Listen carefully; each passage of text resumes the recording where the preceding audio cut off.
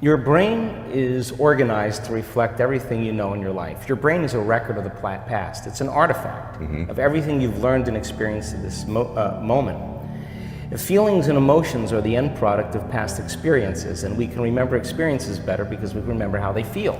So most people wake up in the morning and they start remembering all their problems, and those problems are connected to certain people and certain things at certain times and places. The moment they start thinking about those problems, they're thinking in the past. Those problems have an emotion associated with them, and the moment they start feeling those emotions, the body, as the unconscious mind, doesn't know the difference between an experience that's creating an emotion and the emotion the person's fabricating by thought alone. Now, thoughts are the language of the brain, and feelings are the language of the body. And how you think and how you feel creates your state of being. So most people's entire state of being, when they start their day, is already in the past. So you have a choice. The choice is you're either defined by a vision of the future or you're defined by the memories of the past. And when you decide to say, okay, I'm going to change, and you decide one thing: I'm not going to eat this food, I'm going to wake up earlier, I'm going to do something aerobic, I'm not going to have sugar after 6 o'clock, whatever it is, the person, whatever choice a person makes.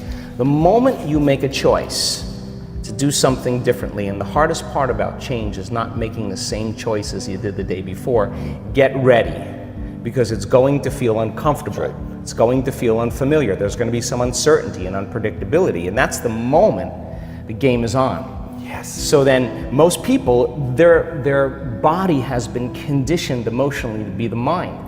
So now the body says, wow, I'd rather hang on to my guilt than take a chance and possibility. I'd rather live in fear than trust in the unknown. So once the person feels uncomfortable, the body goes, whoa, wait a second, we're out of the program here, and body starts influencing the mind. That's right. So it says, start tomorrow, you'll never change, you don't have the money to do this, you're not good enough, your mother told you were this, your father's fault, it's your ex's fault, you know, all of the voices that come up. Now here's the deal, if you respond to those voices, those same thoughts as if they're true, by the way, they're always going on behind the scenes of your awareness, but now they're amplified because you're outside your comfort zone.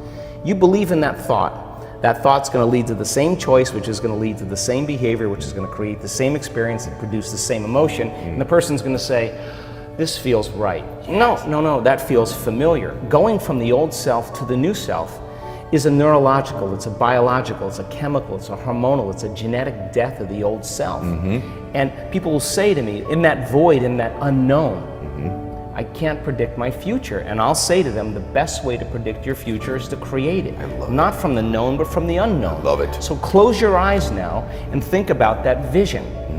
Once you start thinking about that vision of your future, you're activating the creative centers in your brain. And naturally, you begin to think about putting yourself in the scene. Yes. And the act of doing that, when you're truly passionate and truly present, the moment you're defined by that vision, when the thought in your mind becomes the experience, you begin to feel the emotion of the event before it's made manifest. Now, you're giving your body a sampling, a taste of the future. And now, if a thought and a feeling create a new state of being, you're combining a clear intention with an elevated emotion, and now you're beginning to change your biology, and you're seeing a whole new landscape that you could never see before because you're no longer viewing your future through the lens of the past. I love this. Now, this requires then something really specific, because most people will wait for their wealth to feel abundance. They'll wait for their success to feel empowered. They'll wait for their new relationship to feel loved. They'll get all these things when. Yes. So think about that. The absence of getting those things causes people to live in lack their entire life. That's right.